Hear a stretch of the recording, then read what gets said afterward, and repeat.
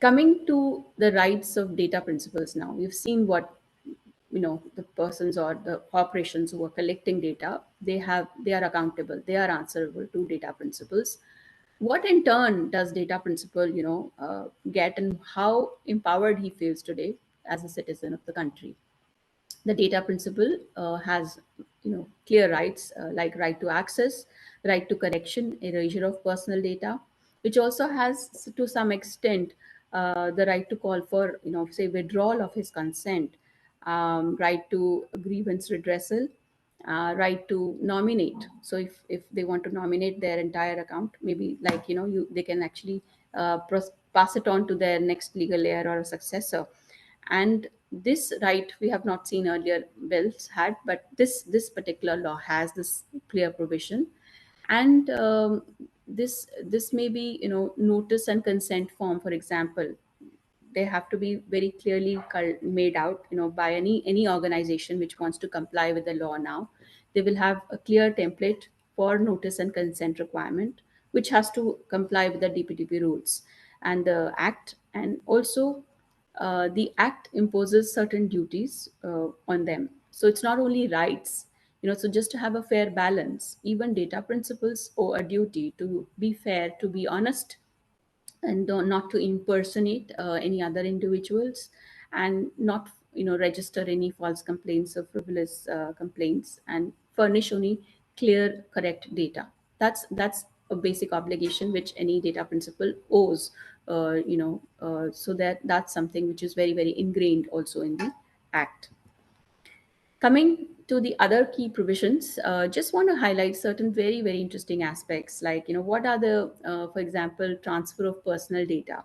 Now, that act allows, the transfer of this data outside India, except to those countries which will be specified and restricted by the central government.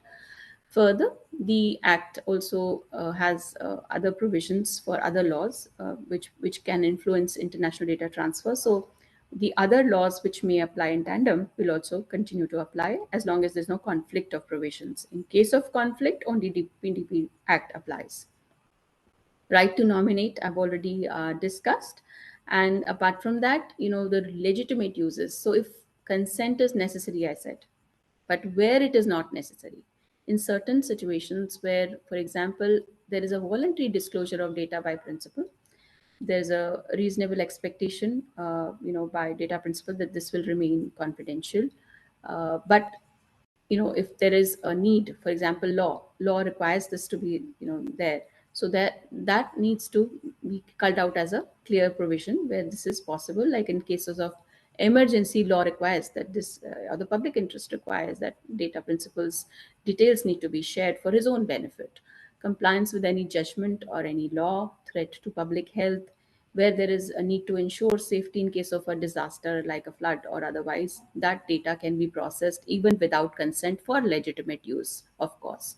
So these are certain cases where you know there is a legitimate use per se, and you can see that that is in the interest of the individual also, that this is processed without the need to have a consent requirement. In such cases, it may not be even possible. Now, exemptions. Coming to the exemptions, which are very important even from the government point of view, since we are addressing officials also from IT.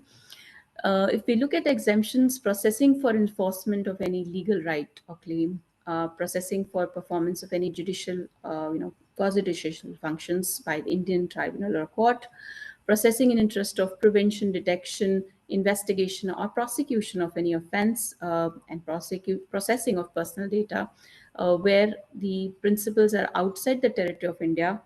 If there is any contract which one has entered into with any person outside the territory of India, but the processing happens by a person based in India. But let me clarify here, if it is a citizen's data, say EU citizen's data, now processing of this data principle, any user maybe outside the territory of India, maybe based on a contract, and it is done by a person outside India, for a person outside India, but by a person based in India. So the vendor is based in India. Now, if it is EU citizen data, the GDPR will still apply to us. So that's very interesting aspect, which we also see in many cases. But if it is Indian citizens' data and is being processed outside India, then it will definitely ask for compliance of this law, the DPTP law. Processing necessary for a merger or amalgamation or similar arrangement approved by court, even those cases, exemptions apply. So, in such an these scenarios, which are very clearly given, the exemptions are given from the applicable provisions of the act, collection as well as processing. So here we have to see, if we fall in the exemptions, then so from certain key provisions of the act, they may be completely exempted. For example, if there is a necessity to process a particular data of individuals for investigation of a crime or a prosecution, again, it is something which is per se necessary and required by law. So, therefore, these exemptions have been given under the law. What happens in case of a breach? So, if it's false information given by an individual, for example, up to 10,000 Indian rupees, there is a penalty, goes up to 200 crores in case there is no notice given in case of a personal data breach, and up to 200 crores in case additional obligations on significant data fiduciaries are also not, for example, adhered to. But in case of children also, if there is non-observance of additional obligation in relation to children, up to 200 crores, 250 crores for non-compliance of provisions by data fiduciaries. In case of some significant data fiduciaries, there's also a penalty of up to 150 crores and up to 50 crores for provisions which are not specified, in the DPDP Act, but there's been a breach. So there have been lot of different escalations and I would say scales. Like we have scales in Indian GDPR.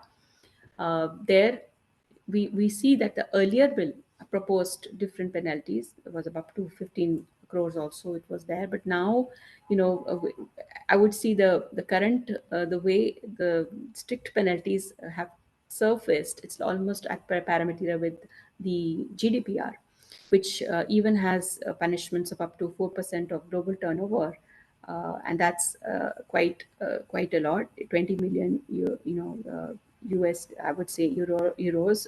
That's huge amounts. Those kind of penalties have also been seen in the GDPR.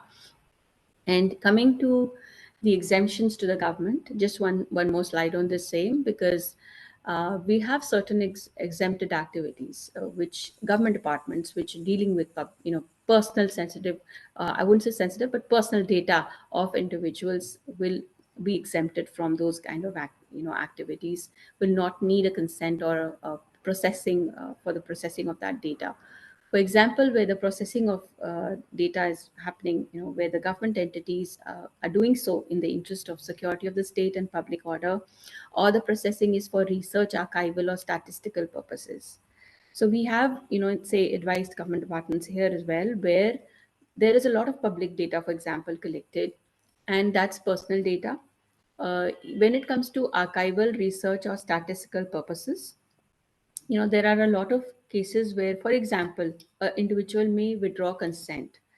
In that scenario, if it is anonymized data, that can continue to be held for research, archival, or statistical purposes. But government departments where they particularly deal with interest and security of state and public order, then even if it is not anonymized in some respect, that can be justifiable, because that is the legitimate exemption which is given to the government under the law. So here we have to see the ground and then see whether that government department, the kind of data it is dealing in, and the kind of activity it is dealing in, and for what reason this exemption, is it applicable or not applicable as per the act, falling under various categories of what what is the reason for usage of that data. Is it in the interest of security of the state, for example, prevention of say any kind of attacks on the state, or prosecution, or even for law enforcement, or requirements by law. So those kind of aspects, which are serious aspects, and they have been given as a culled out exemption under the act.